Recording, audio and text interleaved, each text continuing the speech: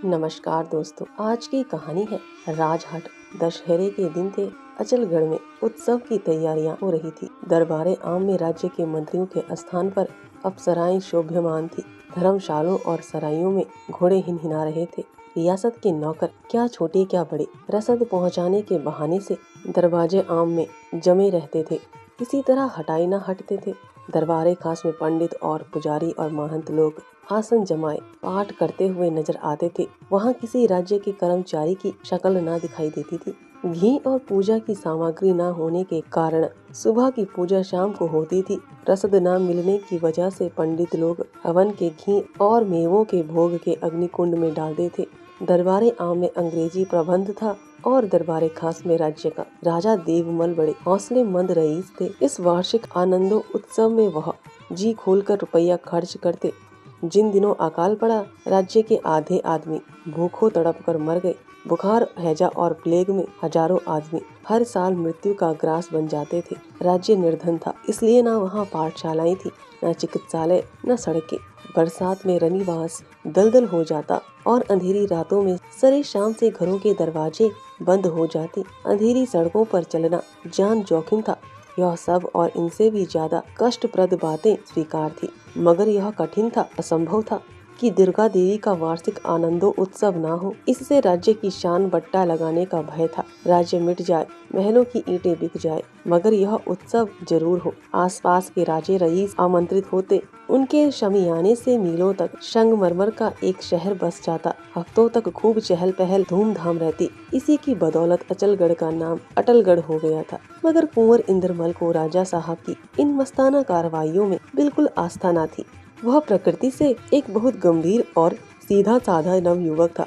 यूं गजब का दिलेर, मौत के सामने भी ताल ठोक कर उतर पड़े, मगर उसकी बहादुरी खून की प्यास से पाक थी। उसके वार बिना पर की चिड़ियों या बेजबान जानवरों पर नहीं होते थे। उसकी तलवार कमजोरों पर नहीं उठती थी। गरीबों की हिमायत, अनाथों की सिफारिशें, गरीबों की हिमायत, अनाथों की सिफारिशें, निर्धनों की सहायता और भाग्य के मारे हुओं के घाव की मरहम पट्टी, इन कामों से उसकी आत्मा को सुख मिलता था। 2 साल हुए वह इंदौर कॉलेज से ऊंची शिक्षा पाकर लौटा था और तब से उसका यह जोश असाधारण रूप में बढ़ा हुआ था। इतना कि वह साधारण समझदारी की सीमाओं को लांघ गया था। 24 साल का लंबा तगड़ा हैकल जवान, धन ऐश्वर्य के बीच पला हुआ, जिसे चिंताओं की कभी हवा तक न लगी। अगर रुलाया तो हंसी ने। वह ऐसा नेक हो, उसके मर्दाना चेहरे पर चिंतल को पीलापन और झुर्रियां नजर आए, यह एक असाधारण बात थी। उत्सव का शुभ दिन पास आ पहुंचा था। सिर्फ 4 दिन बाकी थे। उत्सव का प्रबंध पूरा हो चुका था। सिर्फ अगर कसर थी तो कहीं कहीं दोबारा नजर डालने की। तीसरे पहर का वक्त था। राजा साहब रनिवास में बैठे हुए कुछ चुनी हुई अप्सराओं का गाना सुन रहे थे। उनकी सुरीली तानों से जो खुशी हो रही थी, उससे कहीं ज्यादा खुशी यह सोचकर हो रही थी कि यह तराने पॉलिटिकल एजेंट को भड़का देंगे। वह आंखें बंद करके सुनेगा और खुशी के मारे उछल उछल पड़ेगा। इस विचार से जो प्रसन्नता होती थी, वह तानसेन की तानों में भी नहीं हो सकती थी। आह, उसकी जबान से अनजाने ही वह हवा निकल पड़ी। अजब नहीं कि उठकर मुझसे हाथ मिलाए और मेरे चुनाव की तारीफ करे। इतने में कुंवर इंद्रमल बहुत सादा कपड़े पहने सेवा में उपस्थित हुए और सर झुकाकर अभिवादन किया। राजा साहब की आंखें शर्म से झुक गई, मगर कुंवर साहब का इस समय आना अच्छा नहीं लगा। गाने वालियों को वहाँ से उठ जाने का इशारा किया। कुंवर इंद्रमल बोले, महाराज, क्या मेरी विनती पर बिल्कुल ध्यान न दिया जाएगा? राजा साहब की गद्दी के उत्तराधिकारी राजकुमार की इज्जत करते थे और मोहब्बत तो कुदरती बात थी, तो भी उन्हें यह बेमौका हट पसंद न आता था। वह इतने संकीर्ण बुद्धि न थे कि कुंवर साहब की नेक सलाहों की कद्र न करे। इससे निश्चय ही राज्य पर बोझ बढ़ता जाता था और रियाया पर बहुत जुल्म करना पड़ता था। मैं अंधा नहीं हूँ कि ऐसी मोटी मोटी बातें न समझ सकूं, मगर अच्छी बातें भी मौका महल देख कर की जाती हैं। आखिरकार नाम और यश, इज्जत और आबरू भी कोई चीज है। रियायत में संगमरमर की सड़कें बनवा दूं, गली गली में मदरसे खोल दूं, घर घर कुएं खुदवा दूं, दवाओं की नहरें जारी कर दो, मगर दशहरे की धूमधाम से रियायत की जो इज्जत और नाम है, वह इन बातों से कभी हासिल नहीं हो सकता। यह हो सकता है कि धीरे धीरे यह खर्चा घटा दूं, मगर एक बारी ऐसा ना करना तो उचित है और संभव और ना संभव। आखिर तुम क्या चाहते हो? क्या दशहरा बिल्कुल बंद कर दूं? इंद्रमल ने राजा साहब के तेवर बदलते हुए देखा तो आदर पूर्वक बोले, मैंने कभी दशहरे के उत्सव के खिलाफ मुंह से एक शब्द नहीं निकाला। यह हमारा जातीय पर्व है, यह विजय का शुभ दिन है। आज के दिन खुशियाँ मनाना हमारा जाति कर्तव्य है। मुझे सिर्फ इन अप्सराओं से आपत्ति है। नाच गाने से इस दिन की गंभीरता और महत्ता डूब जाती है। राजा साहब ने व्यंग्य के स्वर में कहा, तुम्हारा मतलब है कि रो रो कर जश्न मनाए, मातम करे? इंद्रमल ने तीखे होकर कहा, यह न्याय के सिद्धांतों के खिलाफ बात है कि हम तो उत्सव मनाएं और हजारों आदमी उसकी बदौलत मातम करें। 20,000 मजदूर एक महीने से मुफ्त में काम कर रहे हैं। क्या उनके घरों में खुशियां मनाई जा रही हैं? जो पसीना बहाए वह रोटियों को तरसे और जिन्होंने हरामकारी को अपना पेशा बना लिया है वह हमारी महफिलों की शोभा बने। मैं अपनी आंखों से यह अन्याय और अत्याचार नहीं देख सकता। मैं इस पाप कर्म में योग नहीं दे सकता। इससे तो यही अच्छा है कि मुंह छिपा कर कहीं निकल जाऊं। ऐसे राज में रहना मैं अपने उसूलों के खिलाफ और शर्मनाम समझता हूँ। इंद्रमल ने टैस्ट में यह धृष्टता पूर्ण बातें की, मगर पिता के प्रेम को जगाने की कोशिश ने राजहट के सोए हुए काले देव को जगा दिया। राजा साहब गुस्से से भरी हुई आंखों से देखकर बोले, हाँ, मैं भी यही ठीक समझता हूँ। तुम अपने उसूलों के पक्के हो तो मैं भी अपनी धुन का पूरा हूँ। इंद्रमल ने मुस्कुराकर राजा साहब को सलाम किया। उसका मुस्कुराना घाव पर नमक हो गया। राजकुमार की आंखों में कुछ बूंदे शायद मरहम का काम देती। राजकुमार ने इधर पीठ फेरी, उधर राजा साहब ने फिर अप्सराओं को बुलाया और फिर चित्त को प्रफुल्लित करने वाले गानों की आवाजें गूंजने लगी। उनके संगीत प्रेम की नदी कभी इतने जोर शोर से न उमड़ी थी। वाह वाह की बाढ़ आई हुई थी। तालियों का शोर मचा हुआ था और सुर की किस्ती उस पुरजोश दरिया में हिंडोलों की तरह झूल रही थी। यहाँ तो नाच गाने का हंगामा गर्म था और रनिवास में रोने पीटने का। रानी भानकुंवर दुर्गा की पूजा करके लौट रही थी कि एक लौंडी ने आकर यह मर्मांतक समाचार दिया। रानी ने आरती का थाल जमीन पर पटक दिया। वह 1 हफ्ते से दुर्गा का व्रत रखती थी। मृग छाले पर सोती और दूध का आहार करती थी। पांव थर्राए जमीन पर गिर पड़ी। मुरझाया हुआ फूल हवा के झोंके को न सह सका। चेरियां संभल गई और रानी के चारों तरफ गोल बांधकर छाती और सिर पीटने लगी। कोहराम मच गया। आंखों में आंसू न सही, आंचलों से उसका पर्दा छिपा हुआ था, मगर गले में आवाज तो थी। इस वक्त उसी की जरूरत थी। उसी की बुलंदी और गरज में इस समय भाग्य की झलक छिपी हुई थी। लौंडिया तो इस प्रकार स्वामी भक्ति का परिचय देने में व्यस्त थी और भानकुंवर अपने ख्यालों में डूबी हुई थी। कुंवर से ऐसी बेअदबी क्यों हुई, यह ख्याल में नहीं आता। उसने कभी मेरी बातों का जवाब नहीं दिया। जरूर राजा की ज्यादती है। उसने इस नाच रंग का विरोध किया होगा। किया ही चाहिए। उन्हें क्या, जो कुछ बिगड़ेगी बनेगी बिगड़ेगी, उसे जिम्मे लेगी। यह गुस्सेवर है ही, झल्ला गए होंगे। उसे सख्त सुस्त कहा होगा। बात की उसे कहाँ बर्दाश्त, यही तो उसमें बड़ा ऐब है। रूठ कर कहीं चला गया होगा। मगर कहाँ गया दुर्गा? तुम मेरे लाल की रक्षा करना, मैं उसे तुम्हारे सुपुर्द करती हूँ। अफसोस, यह गजब हो गया। मेरा राज्य सूना हो गया और इन्हें अपने राग रंग की सूझी हुई है। यह सोचते सोचते रानी के शरीर में कपकपी आ गई। उठकर गुस्से से कांपती हुई वह बेधड़क नाच गाने की महफिल की तरफ चली। करीब पहुंची तो सुरीली ताने सुनाई दी। एक बर्छी सी जिगर में चुभ गई। आग पर तेल पड़ गया। रानी को देखते ही गाने वालियों में एक हलचल सी मच गई। कोई किसी कोने में जा छिपी, कोई गिरती पड़ती दरवाजे की तरफ भागी। राजा साहब ने रानी की तरफ घूर कर देखा। भयानक गुस्से का शोला सामने दहक रहा था। उनकी त्योरियों पर भी बल पड़ गए। खून बरसाती हुई आंखें आपस में मिली। मोम ने लोहे का सामना किया। रानी थर्राई हुई आवाज में बोली, मेरा इंद्रमल कहाँ गया? यह कहते कहते उसकी आवाज रुक गई और होंठ कपकपा कर रह गए। राजा ने बेरुखी से जवाब दिया, मैं नहीं जानता।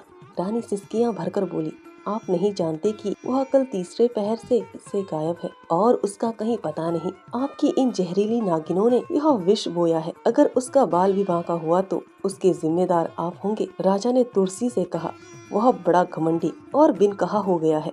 मैं उसका मुंह नहीं देखना चाहता। रानी कुचले हुए सांप की तरह ऐंठ कर बोली, राजा, तुम्हारी जबान से यह बातें निकल रही हैं। हाय मेरा लो, मेरी आंखों की पुतली, मेरा जिगर का टुकड़ा, मेरा सब कुछ यूं आलोप हो जाए और इस बेरहम का दिल जरा भी न पसीजे। मेरे घर में आग लग जाए और यहाँ इंद्र का अखाड़ा सजा रहे। मैं खून के आंसू रोऊं और यहाँ खुशी के राग अलापे जाए। राजा के नथने फड़कने लगे। कड़क कर बोले, रानी भानकुंवर, अब जबान बंद करो। मैं इससे ज्यादा नहीं सुन सकता। बेहतर होगा कि तुम महल में चली जाओ। रानी ने विफरी हुई शेरनी की तरह गर्दन उठाकर कहा, हाँ मैं खुद जाती हूँ। मैं हुजूर की ऐश में विघ्न नहीं डालना चाहती, मगर आपको इसका भुगतान करना पड़ेगा। अचलगढ़ में या तो भान कुंवर रहेगी या आपकी जहरीली विषैली परियां।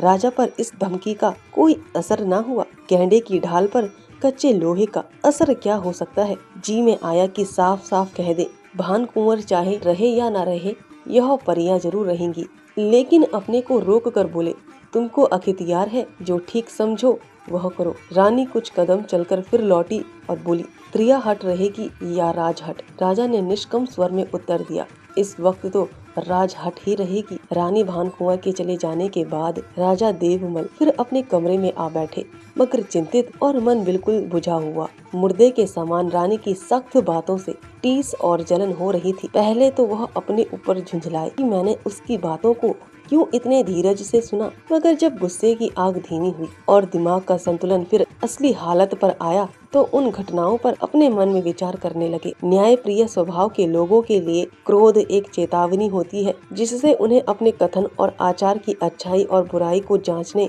और आगे के लिए सावधान हो जाने का मौका मिलता है। इस कड़वी दवा से अक्सर अनुभव को, शक्ति संकट को व्यापकता और चिंतन को सजगता प्राप्त होती है। राजा सोचने लगे, बेशक रियायत के अंदरूनी हालत के लिहाज से यह सब नाच रंग बेमौका है। बेशक अब रियाया के साथ अपना फर्ज नहीं अदा कर रहे थे। वह इन खर्च और इस नैतिक धब्बे को मिटाने के लिए तैयार थे, मगर इस तरह की नुक्ताचीनी करने वाली आंखें उनमें कुछ और मतलब ना निकाल सके। रियासत की शान कायम रहे, इतना इंद्रमल से उन्होंने साफ कह दिया था कि अगर इतने पर भी अपनी जिद से बाज नहीं आता तो उसकी ढिठाई है। हर एक मुमकिन पहलू से गौर करने पर राजा साहब के इस फैसले में जरा भी फेर फार ना हुआ। कुंवर का यूं गायब हो जाना जरूर चिंता की बात है और रियासत के लिए उसके खतरनाक नतीजे हो सकते हैं, मगर वह अपने आप को इस नतीजे की जिम्मेदारियों से बिल्कुल बरी समझते थे। वह यह मानते थे कि इंद्रमल के चले जाने के बाद उनका यह महफिले जमाना बेमौका और दूसरों को भड़काने वाला था, मगर इसका कुंवर के आखिरी फैसले पर क्या असर पड़ सकता है। कुंवर ऐसा ना तजुर्बेकार और बुजदिल तो नहीं है कि आत्महत्या कर ले। हाँ, वह 2-4 दिन इधर उधर आवारा घूमेगा और अगर ईश्वर ने कुछ भी विवेक उसे दिया तो वह दुखी और लज्जित होकर जरूर चला जाएगा।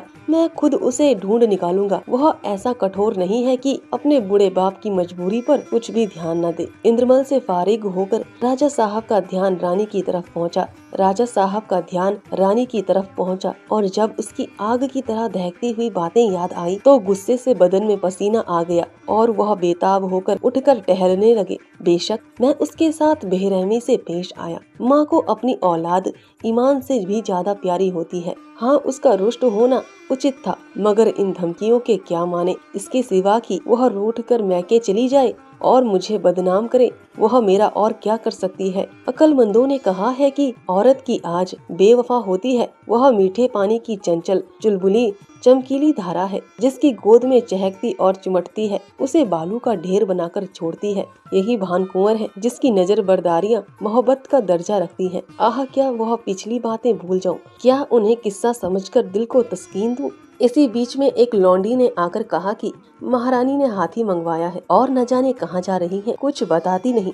राजा ने सुना और मुंह फेर लिया। शहर इंदौर से 3 मील दूर उत्तर की तरफ घने पेड़ों के बीच में एक तालाब है, जिसके चांदी जैसे चेहरे से काई का हरा मखमली घूंघट कभी नहीं उठता। कहते हैं किसी जमाने में उसके चारों तरफ पक्के घाट बने हुए थे, मगर इस वक्त तो सिर्फ यह अनुशुद्धि बाकी थी, जो कि इस दुनिया में अक्सर ईंट पत्थर की यादगारी से ज्यादा टिकाऊ हुआ करती है। तालाब के पूरब में एक पुराना मंदिर था। उसमें शिवजी राख की धुनी रमाए खामोश बैठे हुए थे। अबाविले और जंगली कबूतर उन्हें अपनी मीठी बोलियां सुनाया करते, मगर उस वीराने में भी उनके भक्तों की कमी न थी।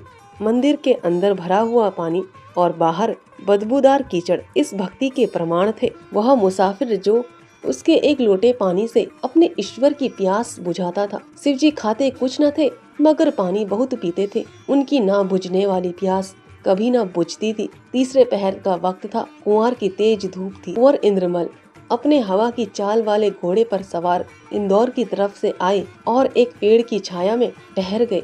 वह बहुत उदास थे। उन्होंने घोड़े को पेड़ से बांध दिया और खुद जिनके ऊपर डालने वाला कपड़ा बिछाकर लेटे रहे। उन्हें अचलगढ़ से निकले आज तीसरा दिन है, मगर चिंताओं ने पलक नहीं झपकने दी। रानी भानकुंवर उसके दिल से एक पल के लिए भी दूर न होती थी। इस वक्त ठंडी हवा लगी तो नींद आ गई। सपने में देखने लगा कि जैसे रानी आई है और उसे गले लगाकर रो रही है। चौंक कर आंखें खोली तो रानी सचमुच सामने खड़ी उसकी तरफ आंसू भरी आंखों से ताक रही थी। वह उठ बैठा और माँ के पैरों को चूमा, मगर रानी ने ममता से उठाकर गले लगाने के बजाय अपने पाँव हटा लिए और मुंह से कुछ न बोली। इंद्रमल ने कहा, माँ जी, आप मुझसे नाराज हैं?